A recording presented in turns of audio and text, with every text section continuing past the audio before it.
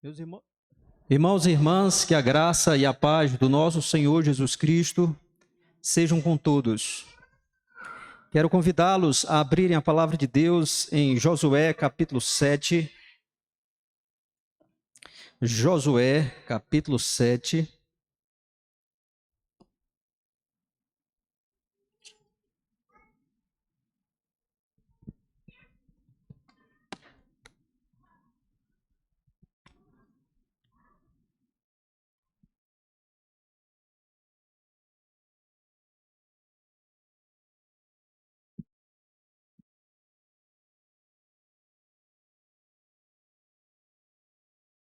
Josué, capítulo 7.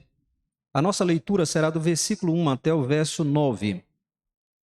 Josué, capítulo 7. Antes da leitura, irmãos, vamos fazer uma oração. Peçamos o favor e a graça de Deus, a iluminação do Espírito Santo sobre as nossas vidas. Oremos. Bendito e eterno Deus, louvamos e bendizemos o teu santo e precioso nome. Agradecemos pelo privilégio imenso que temos de poder, Senhor Deus, nos apresentar diante do Senhor, para prestar a Ti o culto, a adoração que são devidos ao Senhor. E, ó Deus, neste momento do culto de adoração, nós desejamos, Senhor Deus, ser abençoados pelo Senhor por intermédio da Tua palavra. Ó Deus, queira edificar os Teus filhos nesta noite, por meio da exposição da Tua santa palavra. Que o Senhor, ó Deus, seja conosco, aplicando a Tua palavra ao nosso coração e causando em nós aquelas mudanças necessárias para que nós sejamos sempre para o louvor e glória do Teu santo e precioso nome. Ó Deus, assim nos abençoe, nos moldando segundo a imagem do varão perfeito, o Senhor Jesus Cristo, para que o Senhor sempre seja glorificado em nossa vida. E se há alguém conosco que ainda não é crente em Cristo Jesus, ó bendito Deus, queira conduzir essa pessoa ou essas pessoas ao Teu Filho bendito Jesus Cristo, nosso Salvador. E é no nome dele que nós oramos agradecidos. Amém. Josué capítulo 7, nós vamos ler de 1 a 9. Nos diz assim a palavra de Deus. Prevaricaram os filhos de Israel nas coisas condenadas, porque Acã, filho de Carmi, filho de Zabdi, filho de Zera, da tribo de Judá, tomou das coisas condenadas. A ira do Senhor se acendeu contra os filhos de Israel. Enviando, pois, Josué de Jericó alguns homens a Ai, que está junto a Bet-Aven, ao oriente de Betel, falou-lhes dizendo, subi e espiai a terra. Subiram, pois, aqueles homens e espiaram Ai, e voltaram a Josué e lhe disseram, não suba todo o povo, suba uns 2 ou 3 mil homens a ferir Ai. Não fatigueis ali todo o povo, porque são poucos os inimigos. Assim subiram lá do povo uns 3 mil homens, os quais fugiram de diante dos homens de Ai. Os homens de Ai feriram deles uns 36, e aos outros perseguiram desde a porta até as pedreiras, e os derrotaram na descida, e o coração do povo se derreteu e se tornou como água.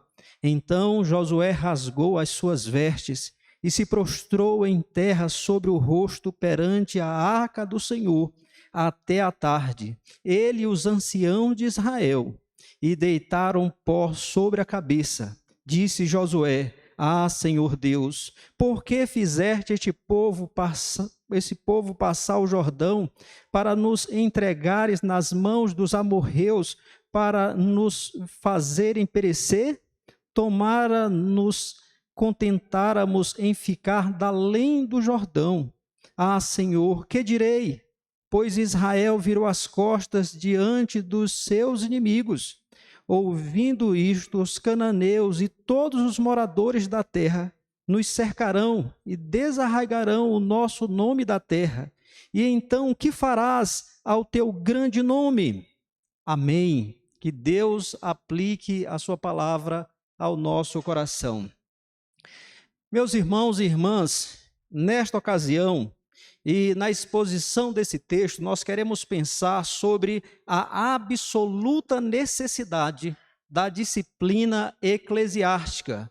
Anotem aí, crianças, esse é o nosso tema. A absoluta necessidade da disciplina eclesiástica. E o que é disciplina eclesiástica? O que é disciplina? A disciplina, meus irmãos, eclesiástica, está bem definida para nós no nosso código de disciplina. A Igreja Presbiteriana do Brasil tem um código de disciplina que, baseado nas Escrituras, traz algumas diretrizes para exatamente se fazer esse processo disciplinar. E o nosso código traz algumas informações importantes que eu quero repassar para vocês. Por exemplo, no primeiro artigo, ouçam o que diz: a igreja reconhece o foro íntimo da consciência que escapa à sua jurisdição e da qual só Deus é juiz, mas reconhece também o foro externo, que está sujeito à sua vigilância e observação. O que ele está dizendo aqui é que aquilo que acontece no íntimo das pessoas, nós não temos acesso. Nós não podemos julgar as intenções, os pensamentos das pessoas. Isso Deus o fará. Mas aquilo que é externo, a igreja tem que tomar as devidas providências. Por exemplo, se uma pessoa peca apenas no coração, nós não temos como ter acesso a isso.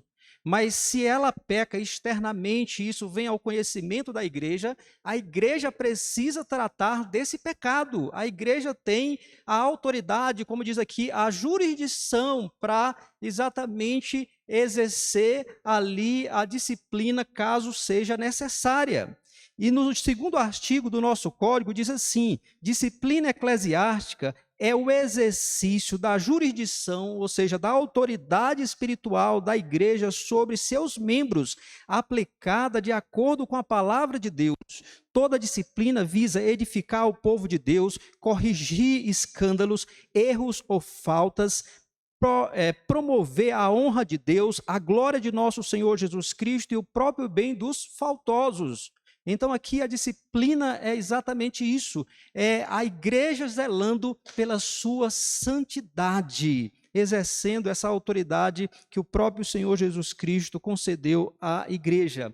E nós iremos tratar nesse texto, irmãos, exatamente desse tema, a disciplina eclesiástica, mais precisamente a absoluta necessidade da disciplina eclesiástica. Inclusive, esta é uma das marcas da verdadeira igreja.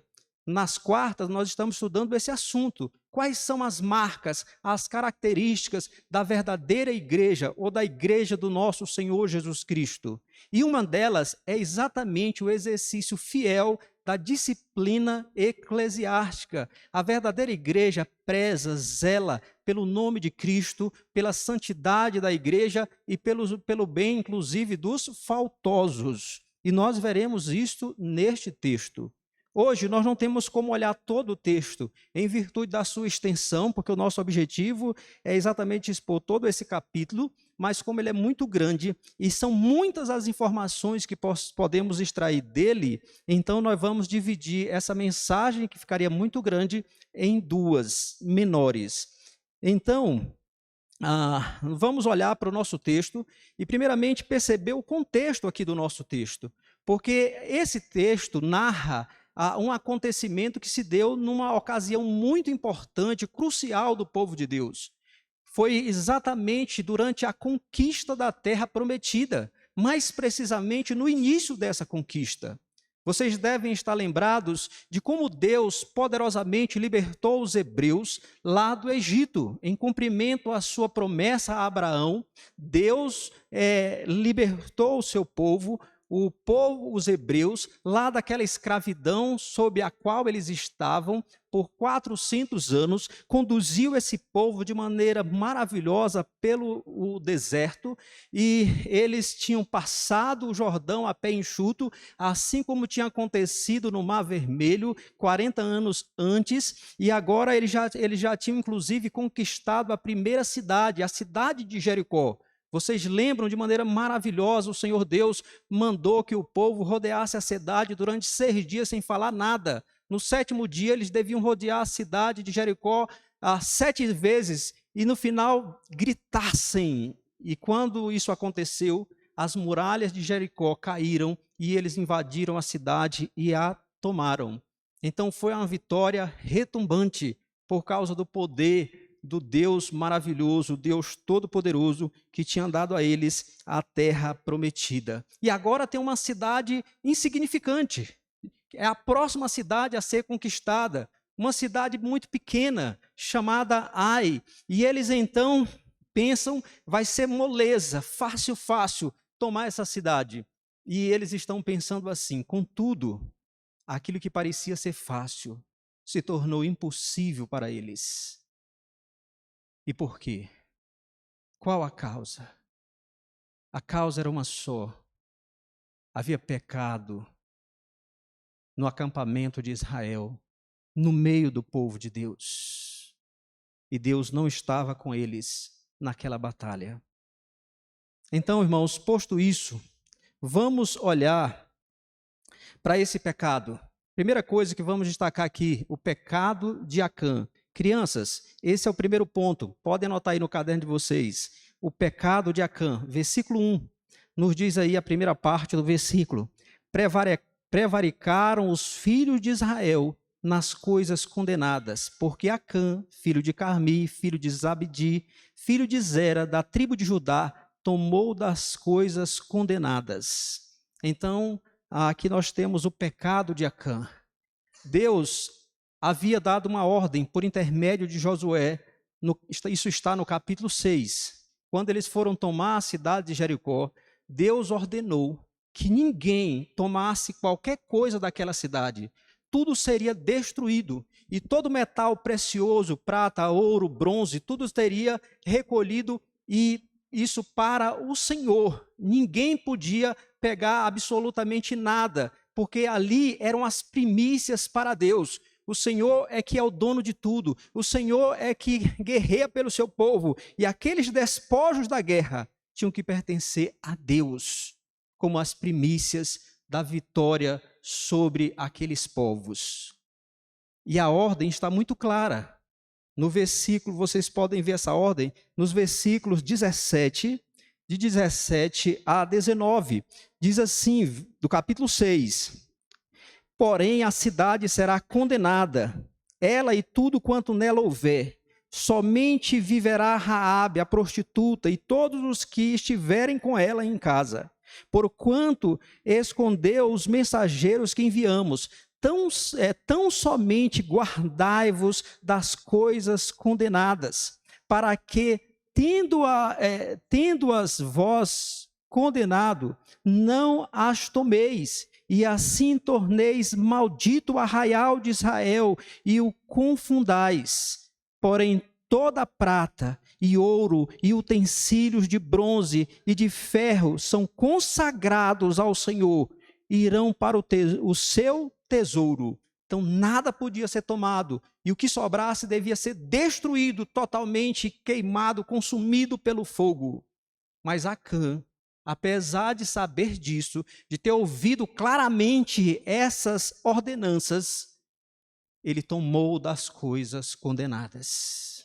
E nós vemos isso, irmãos, observem comigo no capítulo 7, verso 21, quando ele está confessando o seu pecado, depois que ele é confrontado, que nós vamos ver numa outra ocasião, mas o versículo 21 nos mostra: quando vi entre os despojos uma boa capa babilônica e 200 siclos de prata e uma barra de ouro do peso de 50 siclos, cobicei-os e tomei-os, e eis que estão escondidos na terra, no meio da minha tenda, e a prata por baixo.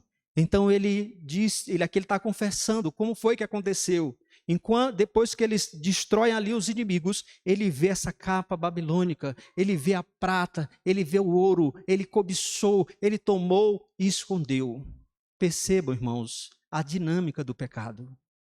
Vejam aqui, irmãos, observem aqui nesse texto a gradação ascendente do pecado.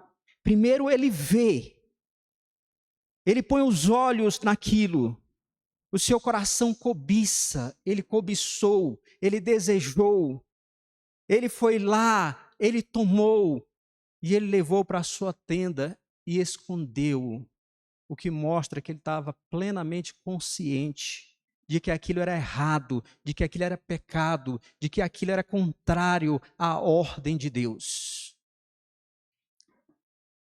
Mas eu quero que vocês percebam essa gradação ascendente do pecado.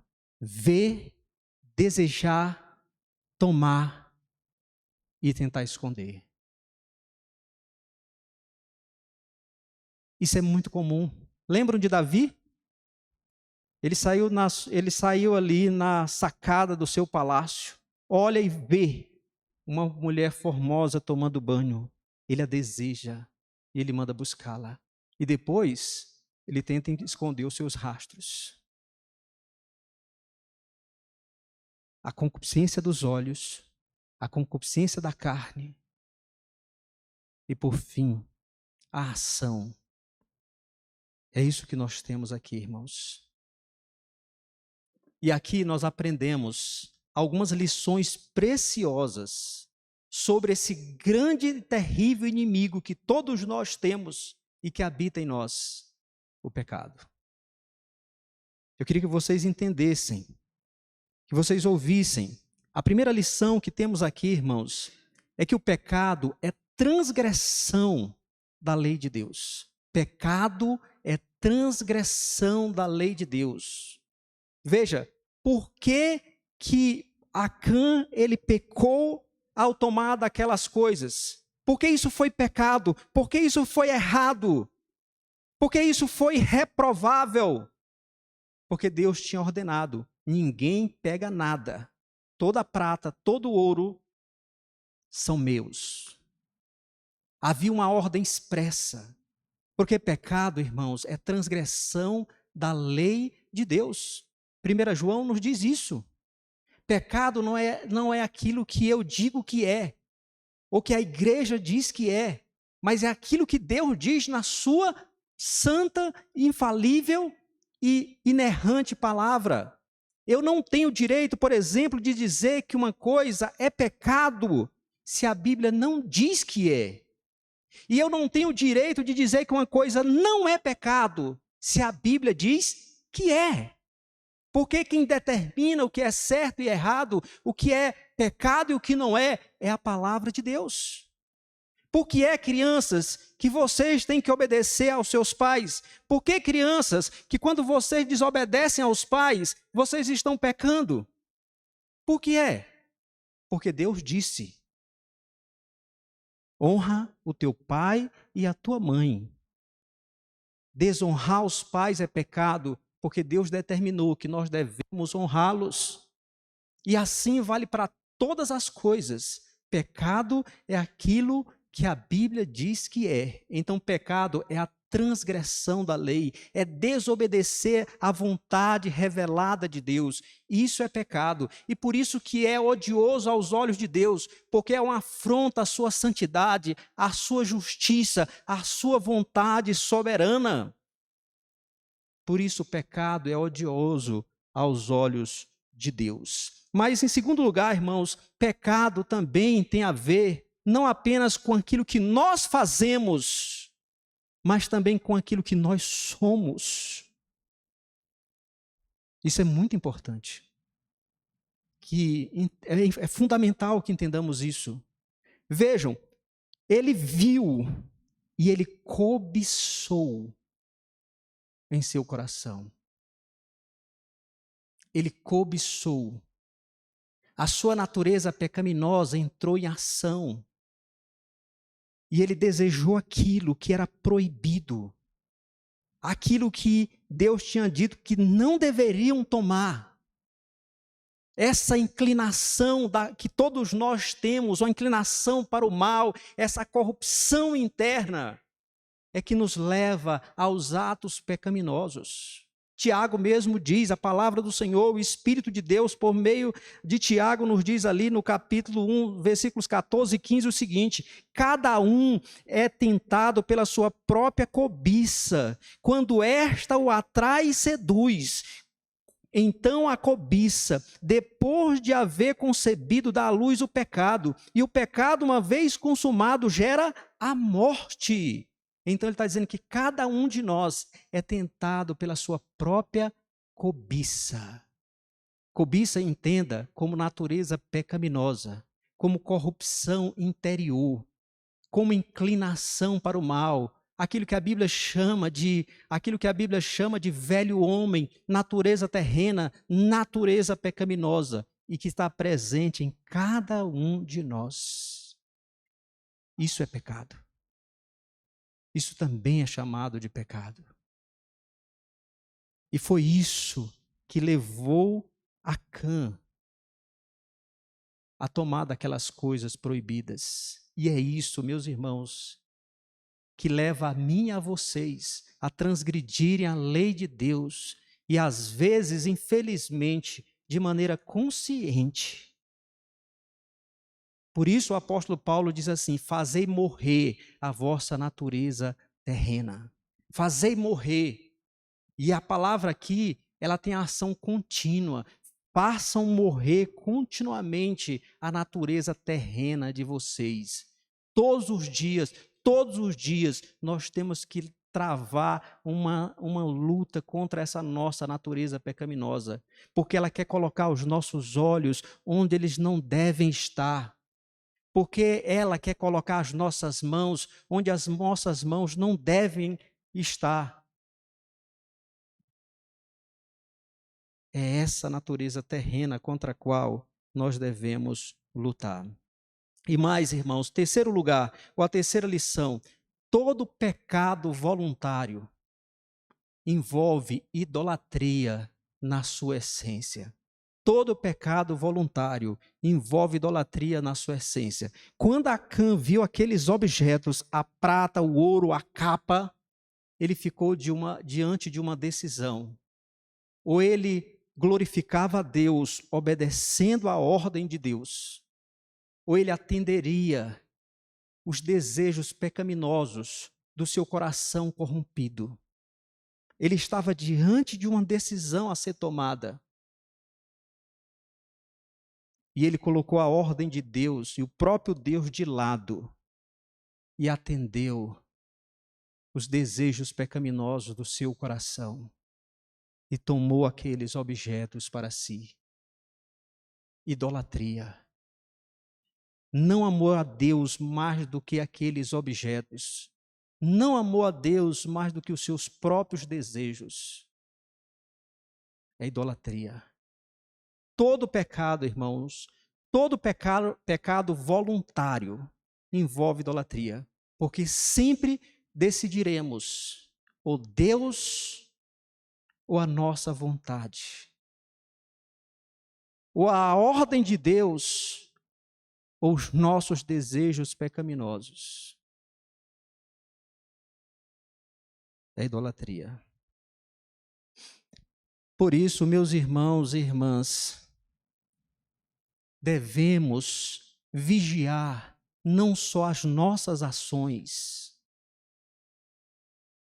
mas também as intenções, motivações do nosso coração.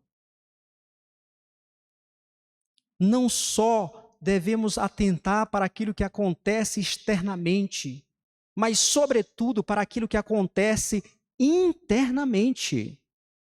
Porque, meus irmãos, o próprio Senhor Jesus Cristo disse que é do coração que procedem os maus desígnios, a prostituição, os furtos, os homicídios, os adultérios, a avareza, as malícias, o dolo, a lascívia, a inveja, a blasfêmia, a soberba.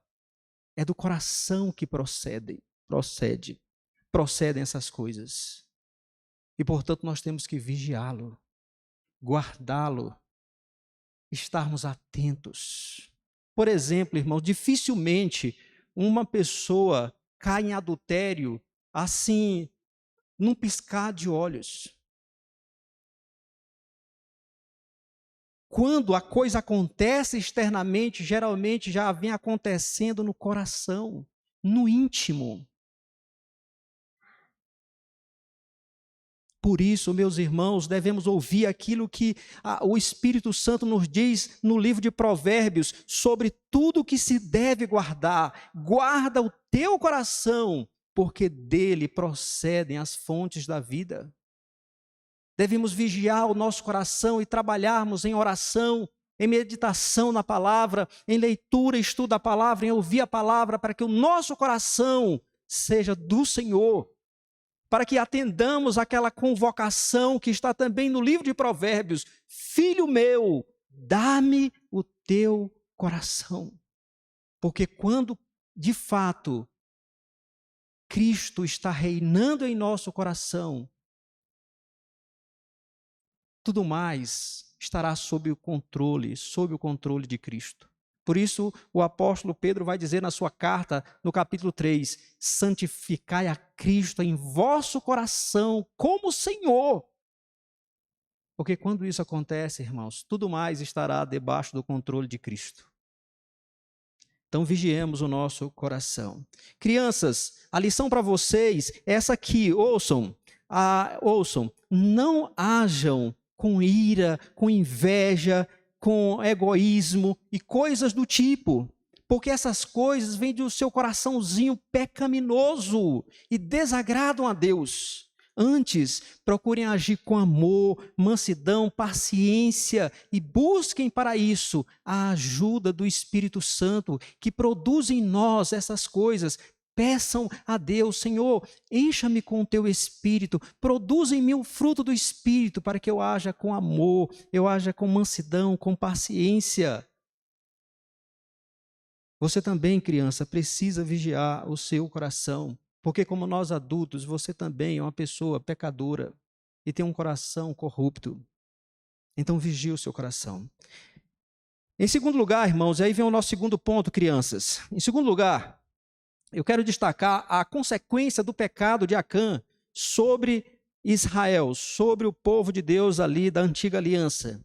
Observem comigo, a partir do final do versículo 1, diz assim: a ira do Senhor se acendeu contra os filhos de Israel, enviando, pois, Josué de Jericó alguns homens a Ai, que está junto a Bet-Aven, ao oriente de Betel, falou-lhes dizendo: subi e espiai a terra. E aí eles vão exatamente fazer isso. Eles vão subir, vão espiar a terra, vão voltar e dizer: não precisa ir todo mundo.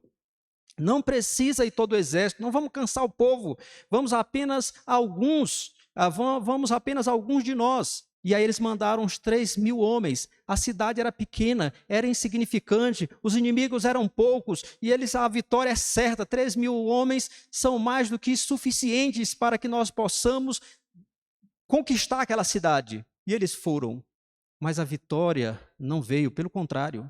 A derrota foi grande. Percebam aqui na narrativa que essa cidade ficava no alto. Eles subiram a essa cidade para atacar os homens de Ai. E os homens saíram dali como guerreiros ferozes. E aqueles homens mataram uns 30 e poucos dos homens de Israel e perseguiram os outros. E a derrota foi humilhante para o povo de Israel. Por quê, irmãos? Por que eles perderam? Não foi erro estratégico dos líderes militares, não foi. O problema também não foi porque os homens de Ai tinham um poderio militar, um poderio bélico grandioso. Não foi isso. O problema foi o pecado de Acã. E observem, meus irmãos, que diz o texto aí, versículo 1, finalzinho: a ira do Senhor se acendeu contra os filhos de Israel. Perceba uma coisa, que a ira de Deus está sendo comparada com fogo, que você acende, um fogo que se acende e queima. Não é sem razão que em alguns lugares da Bíblia, Deus é descrito como aquele que é fogo consumidor. E eles perderam porque a ira de Deus se abateu sobre eles. Porque Deus já não era mais com eles. Meus irmãos, como disse um pregador do passado, se um homem, esse pregador disse o seguinte: um homem com Deus é a maioria. mas um exército todo, grandioso e poderoso, sem Deus, é a minoria. E foi isso que aconteceu. Embora fossem o número dos homens de Israel fosse um número bem maior, mas sem Deus, porque nesse momento Deus agiu contra eles e o fez por causa do pecado, eles foram derrotados. E a questão, talvez que se levante aqui, seja a seguinte: só um homem pecou, mas todo o povo sofreu. Inclusive, se você olhar aqui no texto, a narrativa nos fala do pecado como sendo o pecado de todo o povo, embora um só homem tenha transgredido. Por que isso? Vejam, o versículo 1 vai dizer: prevaricaram, ou seja, foram infiéis os filhos de Israel. Não está dizendo que foi Acã somente, mas os filhos de Israel foram infiéis. Quando o Senhor Deus, versículo 10, lá no versículo 11, quando, depois que Josué ora e Deus responde, Deus vai dizer: Israel pecou. Todo o povo. Por quê? Irmãos, tem um princípio muito importante nas Escrituras, com o qual nós não estamos muito acostumados. Nós somos um povo muito individualista. E especialmente a nossa geração, ela é muito, aqui no Ocidente, a nossa geração preza muito pelo individual. Mas na Bíblia tem algo chamado de solidariedade pactual, em virtude da qual Deus olha para o povo não como indivíduos separadamente, mas como um corpo, como um coletivo, como se fosse uma só alma. É chamado de solidariedade pactual. E é por essa razão que, quando um peca, os outros são afetados. Porque a ideia aqui, meus irmãos, é mais ou menos a do corpo mesmo. Quando esse meu dedo ou um dente está doente, todo o corpo padece por isso. Todo o corpo está doente. Todo o corpo sofre os efeitos disso. E é o que nós temos aqui, em virtude da aliança, do pacto. Deus tem um pacto com o seu povo. Embora Acã somente tenha pecado, mas esse pecado está no meio do povo de Deus, e Acã é membro desse povo da aliança, e portanto, em virtude dessa solidariedade pactual, todo Israel é considerado como estando em pecado. E aí, irmãos, nós aprendemos uma lição muito importante. Que o meu pecado, o nosso pecado individual, não afeta apenas a nós mesmos, mas afeta a igreja, da qual eu sou membro. Entendamos isso. Muitas igrejas, ou pelo menos várias igrejas, eu suponho, não estão crescendo e se desenvolvendo, porque membros dessas igrejas estão vivendo no pecado. E o pecado afeta o corpo inteiro. Então entenda isso, meus irmãos. Entendam isso, meus irmãos. O nosso pecado não afeta apenas a nós mesmos, mas afeta o corpo inteiro. Por isso, meus irmãos, o pecado tem que ser tratado na nossa vida pessoal. Devemos tratar o pecado. Devemos nos arrepender. Devemos confessar a Deus, confiados na obra perfeita e consumada de Cristo. Pedir perdão ao Senhor,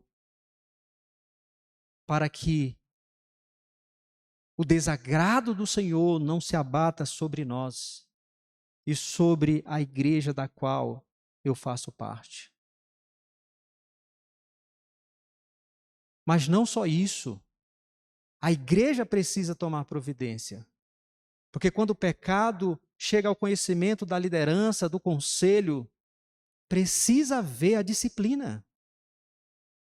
precisa haver a correção em amor. Naquele tempo em Israel, como nós vamos ver no final desse texto, não hoje, você pode perceber, se você ler o texto todo, que no final vai ser dramático para Acã e sua família. Porque naquele tempo a disciplina chegava até mesmo à morte. Na nova aliança, nós temos outras formas de disciplina, mas o princípio permanece.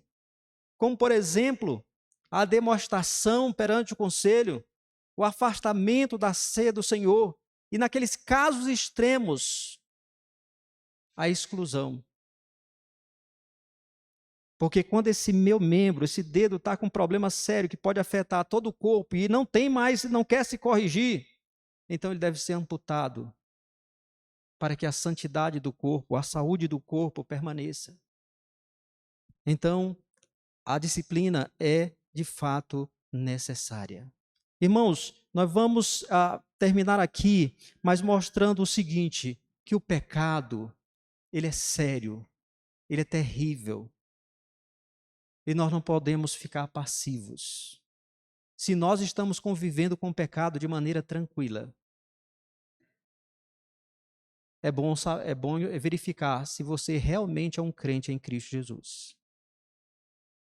Porque aqueles que conhecem a Deus, aqueles que são filhos de Deus, eles, como diz o apóstolo João na sua primeira carta, eles andam na luz, porque o Senhor é luz e nele não há treva nenhuma. Então, se você, meu irmão ou irmã, tem vivido em pecado, volte-se para o Senhor. Se você ainda não é crente em Cristo Jesus, volte-se para o Senhor. Nós vamos ver que Josué vai buscar aqui o Senhor em oração. Ele busca o Senhor dá o direcionamento, porque esse Deus maravilhoso, ele não só odeia o pecado, ele fez provisão para o pecado, para solucionar o problema do pecado.